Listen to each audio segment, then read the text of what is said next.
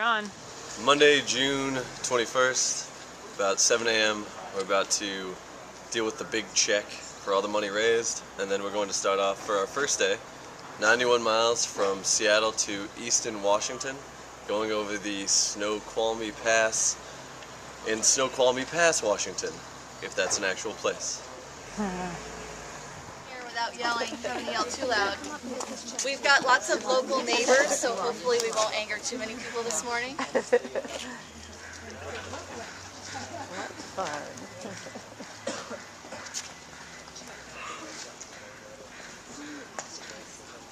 Here. We've got a few more who will be trickling in. Well, I want to start out by welcoming everybody here to our kickoff. I get a little emotional with Big Ride. 2010, welcome everybody, family, friends, and Big Riders. This is so exciting for us every year for the Big Ride Across America. So thank you all for supporting our riders. Family and friends are critical for the Big Ride Across America because you help support the Big Riders in their fundraising efforts, in their planning, and preparing to be gone for 7 weeks, which is such an ordeal, as you all can imagine, I'm sure. So thanks to all of you. You have done an amazing job this year. We have 25 riders total. We have 24 starting today and one joining us in Montana when she finishes finals this week. And you have raised well over $175,000 and counting. Achievement for each and every one of you. The minimum fundraising for this event is $6,000. So every single rider who is here with us has raised a minimum of $6,000. The average for each one of you is over $7,000. Wow. Thank you all. We spend a lot of money in Washington on research, which benefits everybody, for cures for lung disease and asthma. So the work that you're doing is going to help benefit people all over the country, and so we thank you all very much for that. I get to do a couple of the fun announcements, such as some unique and unusual statistics for the Big Ride Across America. This is the 13th year, so this will be Magic Ride number 13, and this is the 7th year that the local office here in Seattle has hosted and sponsored this event. It's had several incantations starting in the late 80s and then in the 90s and then beginning again in 2003. So combined, our 25 riders will ride more than 80,000 miles collectively. We will pedal almost 1 million pedal rotations. A million. So start counting. They're not on your cue sheets, so you have to keep track ahead. You will eat approximately 2,000 peanut butter and jelly sandwiches, or some variation thereof. And then not again for a very long time. You will drink nearly 1,200 gallons of our lovely Gatorade and Ultima Sports drink. You will consume more than 4 million calories during the Big Ride. And probably you will consume more and you will burn far more than that. So this is an exceptional diet plan for just about anybody. Raise some money and come ride with us. 4 million calories, that's crazy. As you've experienced in your training over the last several months, your lungs need to be strong and healthy, so there's a very nice correlation here between doing such a tremendous adventure such as this with the Big Ride Across America, or excuse me, with the American Lung Association. And when you're being challenged on those days in the heat, or especially in Pennsylvania with the miserable hills out there, we'll talk about that later. Remember that your strong lungs will help those fighting and living with lung disease, as well as those of you riding with us who have asthma, exercise-induced asthma. So on behalf of the 1 million people in the Northwest and millions more across the country with lung disease and lung health issues, we thank each and every one of you for your participation. I would like to introduce to you all Astrid's going to come up to you. Astrid is? Yeah. Oh, yay! You're going to say a couple words? Well, no. I'm going to say two words. That's a couple. Yeah. I would like to first introduce Astrid Berg. She is recently an executive director. She was the CEO and president for about 25-ish years. And she and I rode together on the 2003 Big Ride Across America. So she is an alum herself. Astrid? I'm going to say two words. Thank you.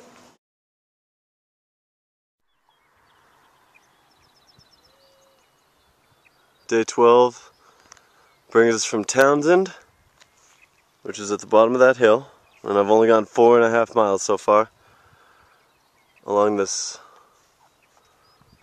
one road, Highway 12, for 100 miles to Harlowton.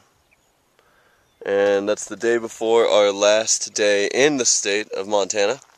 We'll be in Billings tomorrow, but right now I've got to deal with 96 more miles, including an 11-mile climb and about 5 miles. I'll check in with you after that.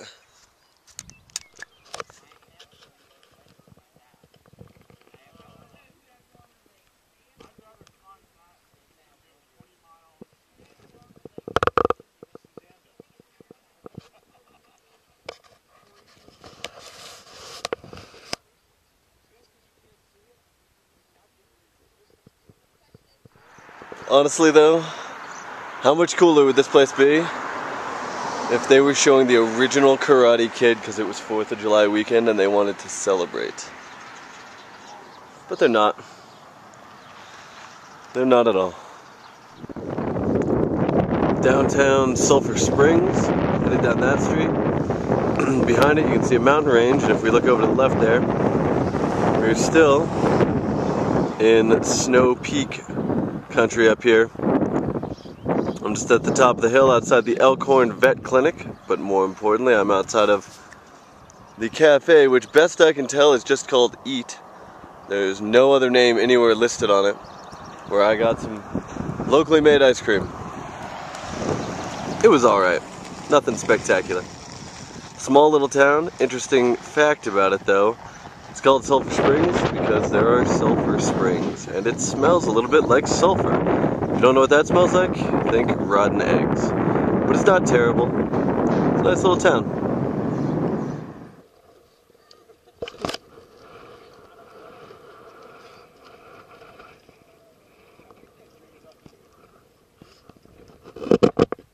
This is Checkerboard, Montana. It's a recreation area. We have hunting and fishing, four-wheeling, hiking, snowmobiling. No matter what time of the year, you can be out doing something in the outdoors. This building was built in 1921. It has been known as Checkerboard since 1946 and remained in the same family since then. We bought the place in '90, but we're still part of the family.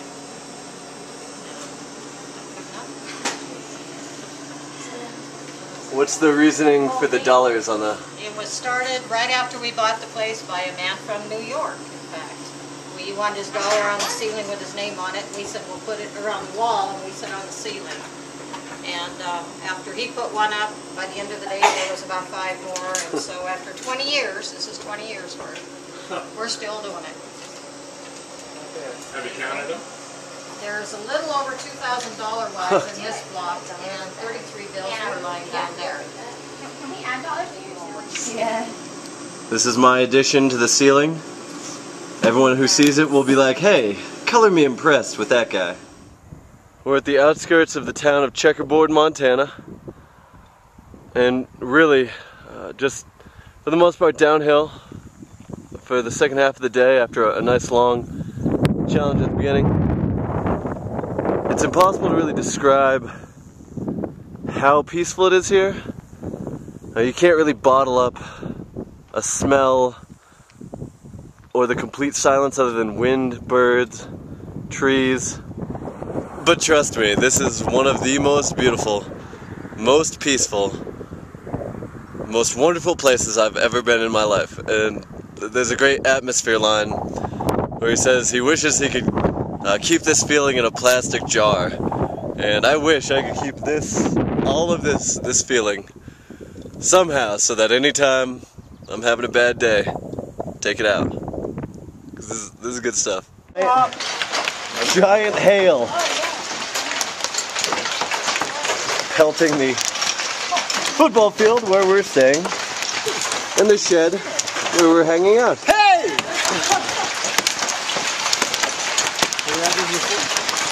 Not like this. Well, he was right. It's not going to rain.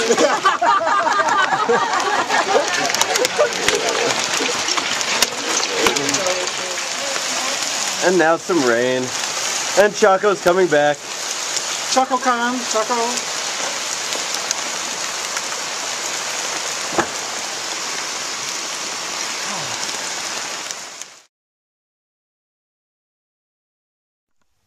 Day 13, rider number 13.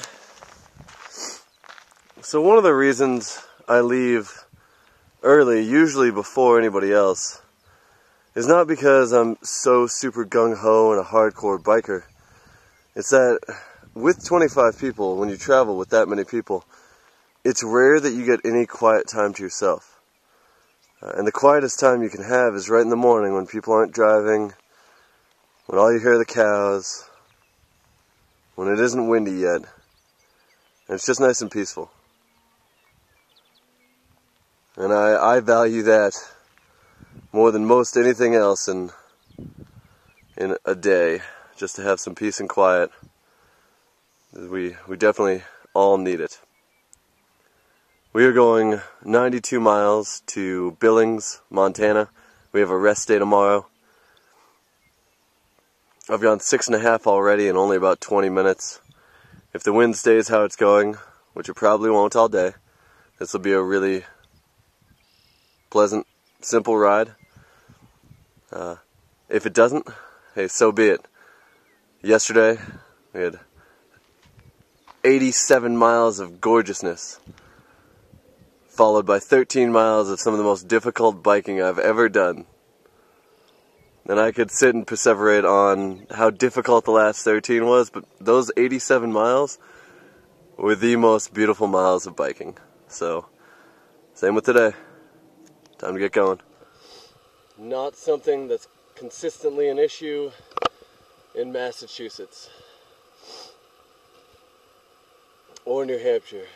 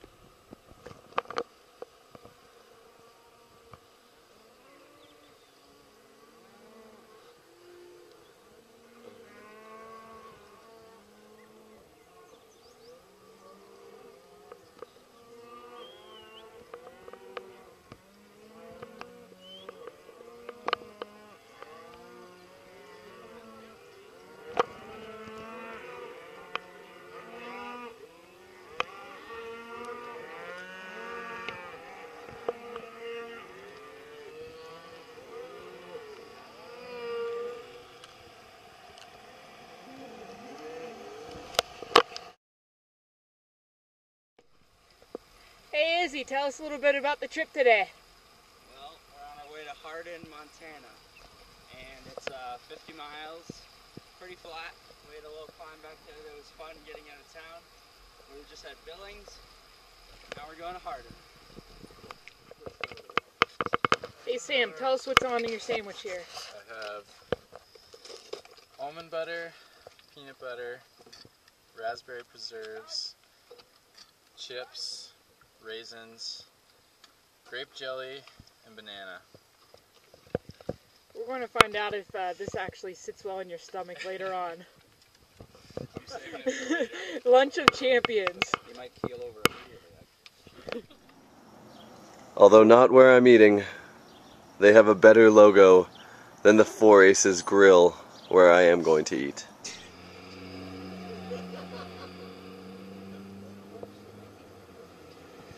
Good. Roll, action, roll, you know, whatever. Hey, And that clip almost got my nose. Anyways, my name is Dale Oldhorn. I'm part of the Sauloga Nation, the Crow Tribe of Indians in Montana. We're here in Hardin, Montana. And to explain any culture, you have to look at their basic ideology. That's what shapes their worldview and how they express themselves in what is known as the intangible facet of culture. Tangible culture is very easy to see. It's what we produce. Things that we can touch and feel and hear and all of that. That's intangible. The intangible is somewhat elusive because humankind has an experience that they interrelate with the environment and their view of the world and of God, you know, may be changed somewhat. But in today's terms, as far as we understand, the Crow belief is that there's one God, creator of all things, good and evil. Anything that exists is because there's one God who created it. We don't have a two-God system like the Christians are having a dilemma about, God and devil. And so we don't have that issue. And to us, you know, God creates everything and has placed power in 7 entities: the heavens, the air, the plants, the earth, fire, water, and all animals. Through this, we receive spiritual and physical sustenance. And that's how our worldview is shaped.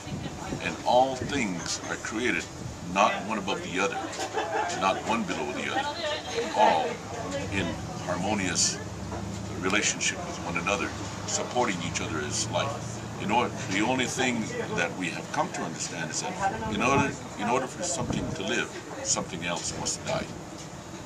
And when we die, we then nourish for something else to live. And so that's a brief explanation of the worldview of the Crow Indian from the native people. I give her my heart, but she wanted my soul. Don't think twice, it's alright.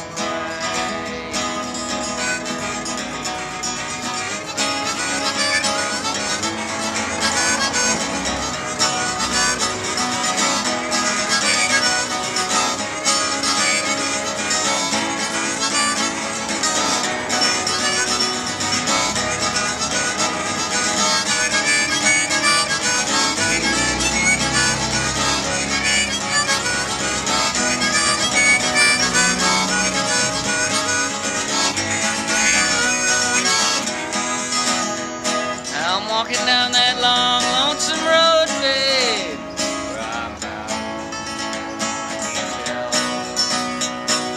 Goodbye is a too good a word, babe. I'll just say farewell. Fine, saying you treated me unkind. You could have done better, but I don't mind. You just kind of wasted my precious time. Don't think twice, it's alright.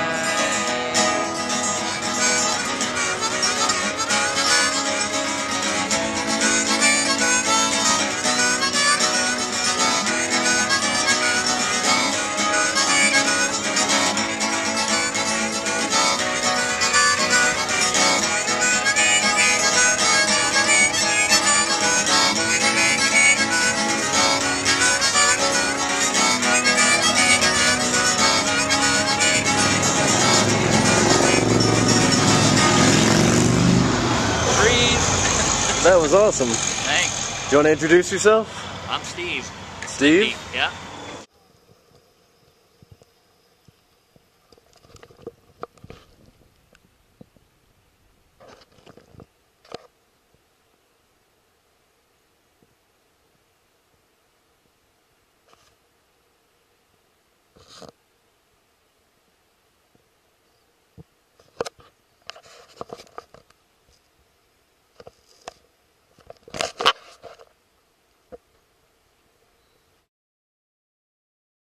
Are you ready? Yep. Yeah, I'm Charlie Brownrider. I'm an old concertina player.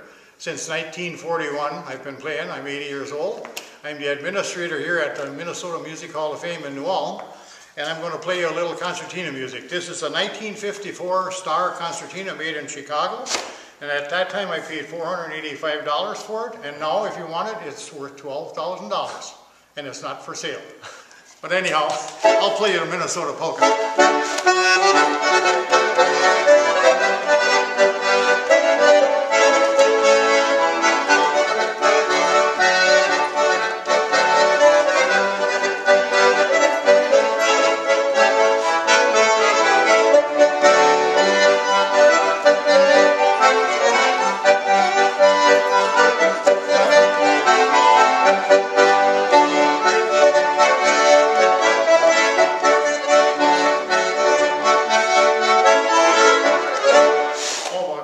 Wonderful, thank you. I was going to tell you, if you watch my feet, this old drummer guy was just here with that photograph out there. He was a drummer. And he said, when I sit down in a different band, the first thing I look how many feet are going like this. Because he said, the drum is supposed to keep the beat in this band, not the concertina player's feet. That's one of the things that he always got such a kick out of. He said, look down the line and they're all going. Here's a little French. This is called the Petite Waltz.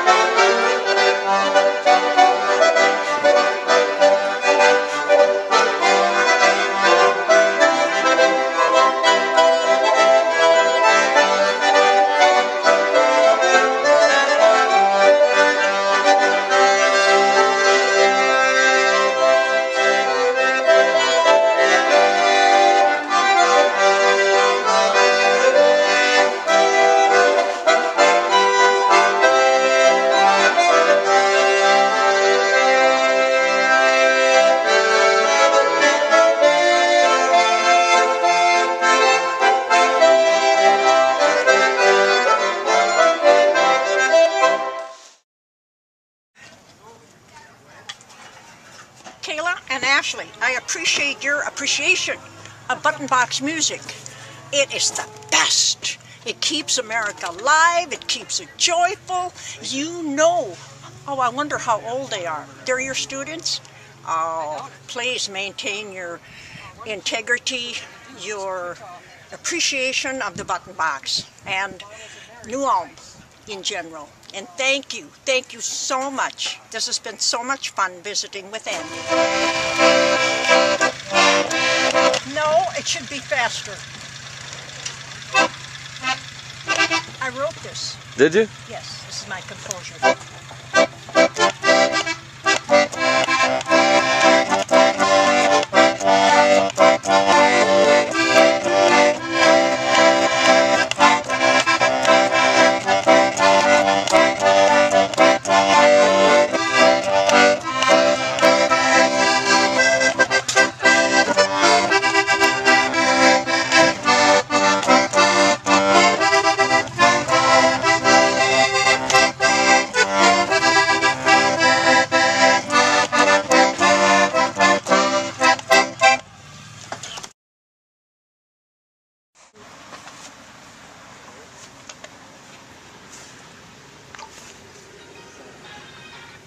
Hands up.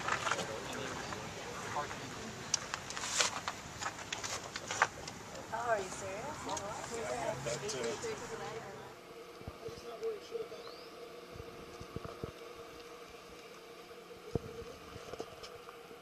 About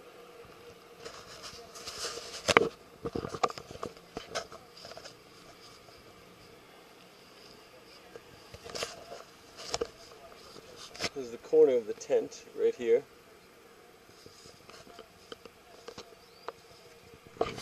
You know, it can be really discouraging when you try really hard to do things that you think are good for other people. And then when a situation comes up that something bad happens to you, other people don't take responsibility or aren't willing to be good people in that situation. And so, like, yeah, I'm kind of sad that my bike is destroyed. I like it. I've gotten used to it in the last 30 days. Tomorrow, I'm sure, is going to be very difficult. But what makes me so upset right now is that the person responsible didn't take any responsibility for it. The officer who was involved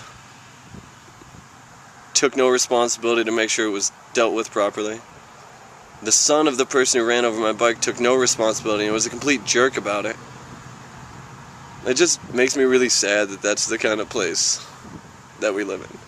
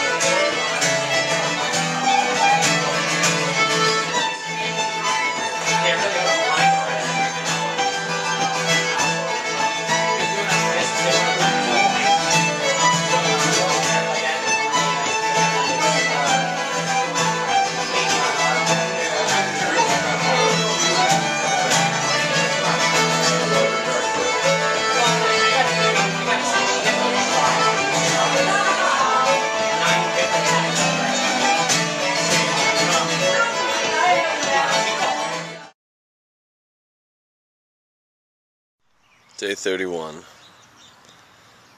In life, sometimes you need to make the best out of what you have. I have this destroyed bike. And I could remember this town negatively, but honestly, it's a really nice place. Went out to dinner last night afterwards. Everyone was great. Just because there's one person in a situation who doesn't respond in a way you deem appropriate doesn't mean that the whole thing is ruined or it's destroyed. I'm sure my bike is destroyed. That thing's not coming back. But I'm alright. The town's alright. Frank lent me his bike for the day, so everything's alright.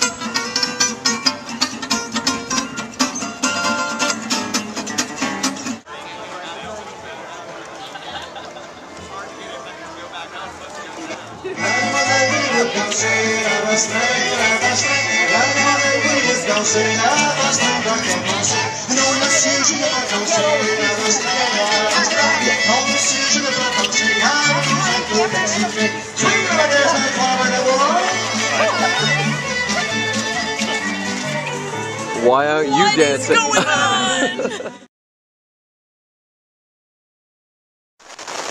I just woke up. It's the middle of the night. This is my life in a day.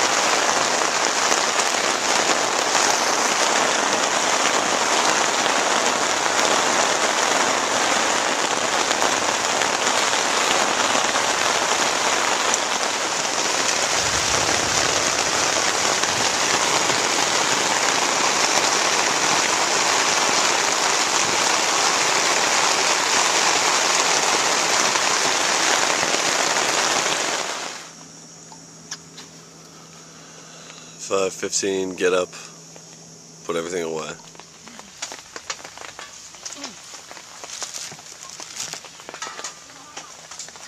Stand right there, will you? Yeah, Shimona 46, welcome to the Shimona versus 60. So today is 106 miles from Garden Prairie, Illinois to Coal City, Illinois. We're in the middle of torrential, downpour, raining, thunderstorms. No one got any sleep last night because we're camping in pouring rain.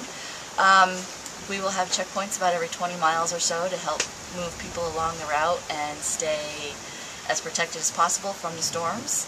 We're hoping that they move through the area by about noon or so, but we're riding our bicycles across the country, so we're going to keep moving today.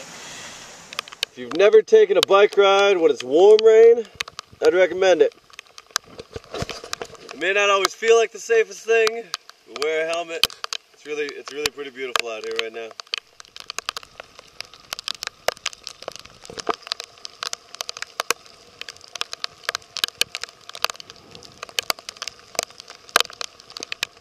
We're about 7.5 miles in.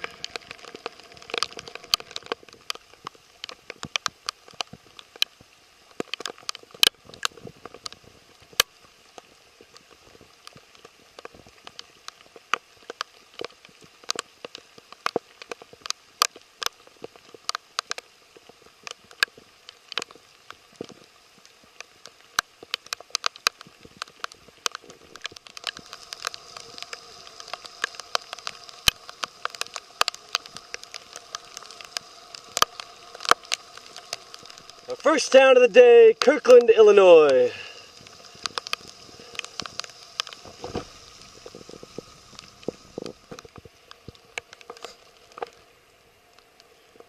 They've been pulling cars off the side of the road and ditches, water up to their windows. It's not messing around here.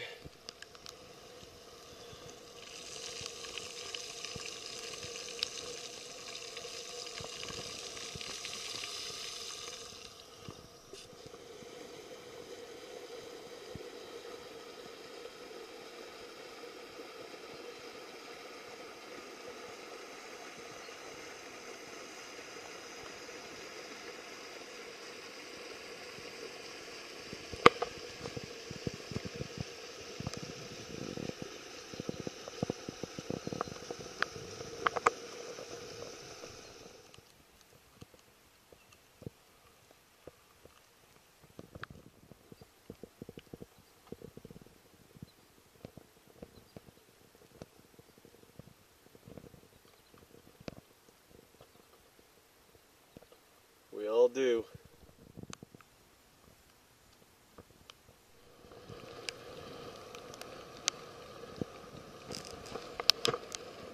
Are we going in that direction? I don't know. Maybe.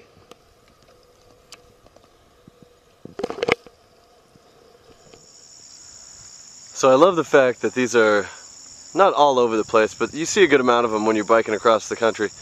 That's great. It's also great that it's working so well. What's kind of humorous though is the fact that we're going in that direction. Now if you can see, it's facing that direction, which means that the wind that's so strongly pushing it is coming towards us. So I'm happy for the wind because it's helping us in one way.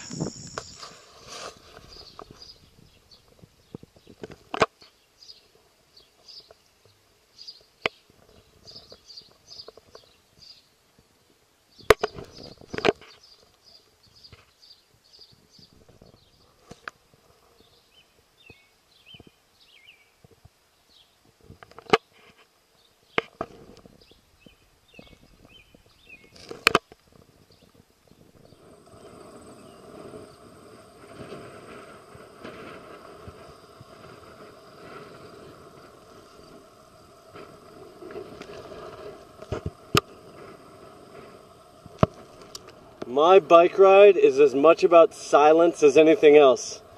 I ride alone 70 to 90% of each day.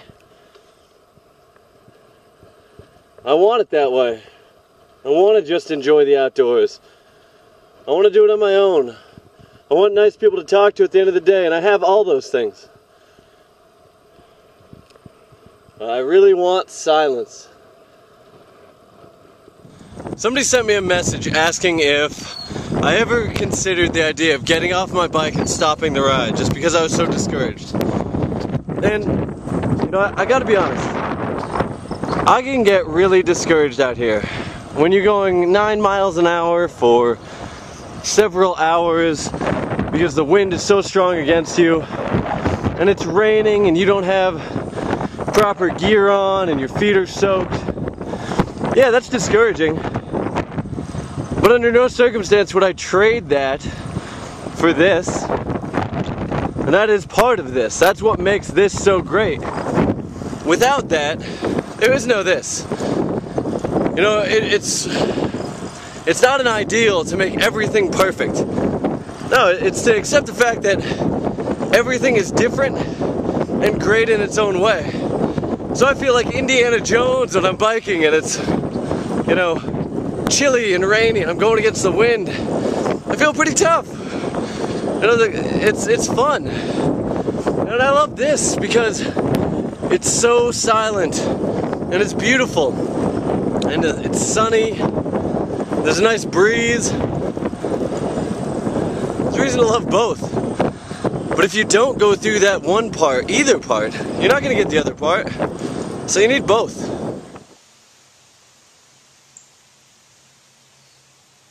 To get it, you have to say the line from that movie. Well, I think Jan. But you have to yell it. I want my $2.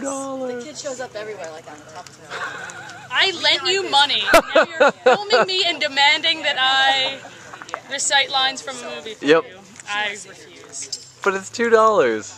It fits perfectly. I want my $2.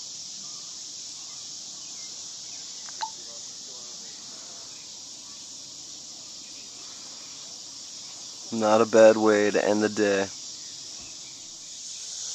When Rolf Gates said that the obstacles in our path are our path, he could not have been more correct. I'm not trying to get around the hill, around the wind, around the rain. That rain, that wind, that hill, those are my path. My path may be difficult, all of ours are going to be. But it's a mighty fine path if you want to take all those things head on and find what the goodness is in them, instead of trying to find goodness somewhere else always. Find it where you're at. If this has taught me nothing else better, it's teaching me that every day. You need to find the good right where you are. And that's life in one day.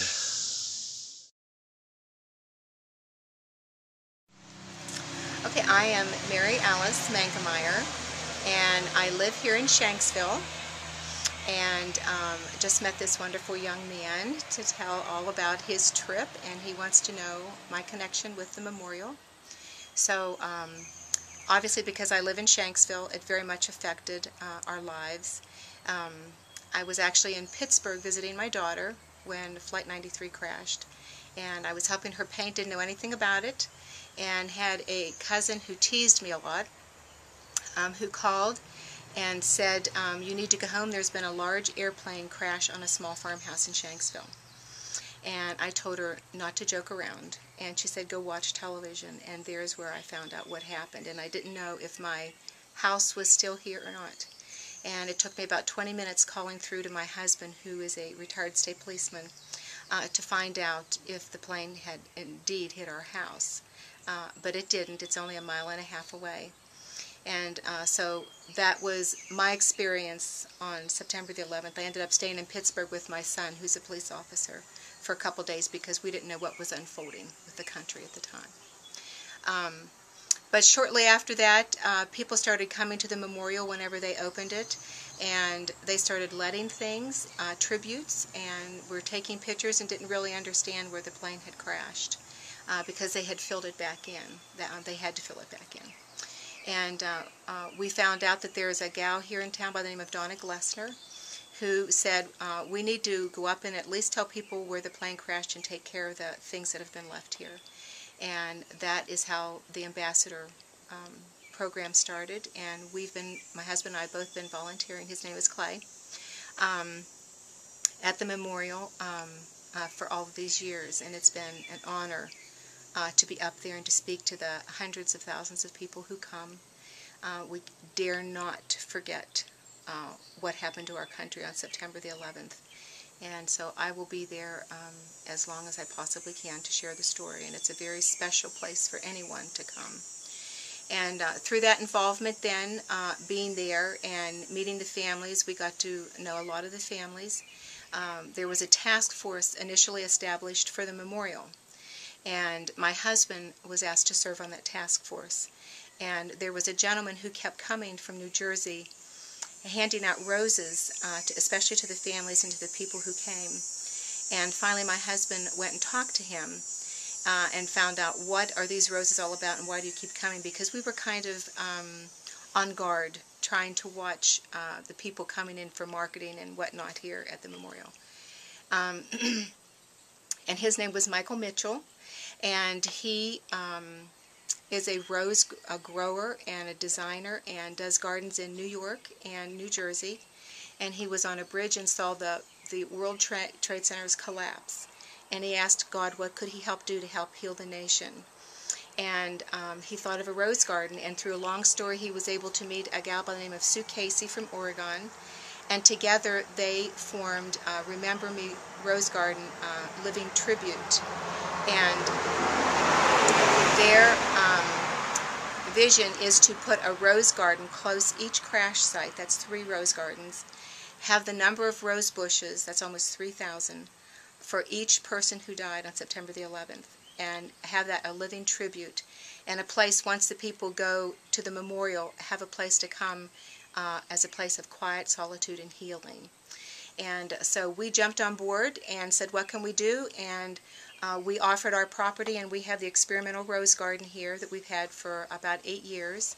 And it's shaped in a teardrop and has 40 rose bushes in after each of the victims of Flight 93. And to make a long story short, the families of Flight 93 have donated 15 acres close to the memorial entrance, the new memorial entrance, for the garden. And with our involvement and with Michael helping to train us, they've asked my husband to head up building the rose garden. And we had groundbreaking last August the 2nd, I believe it was, and we broke ground and we released 40 butterflies symbolic of the 40 passengers and crew. And thus we are in the process of doing the garden. We just have a rose grower from Philadelphia who just delivered 450 rose bushes to us. And we're on the path of doing the garden and being ambassadors and greeting anyone who would like to come or visit or share or whatever.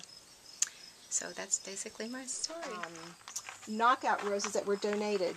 And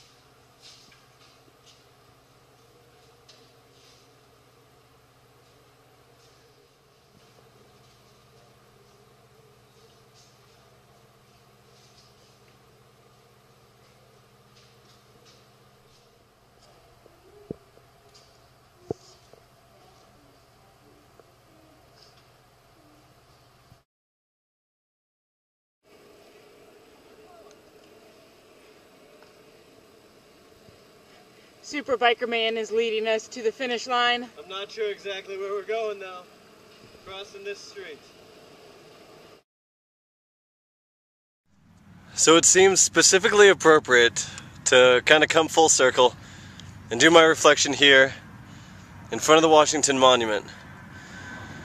The reason is because, I guess it was about 5 months ago now, I biked here 50 something miles, 52 or 53 miles, to bike back the same distance over that way to see if I could do 100 miles or 100 plus, like our toughest day.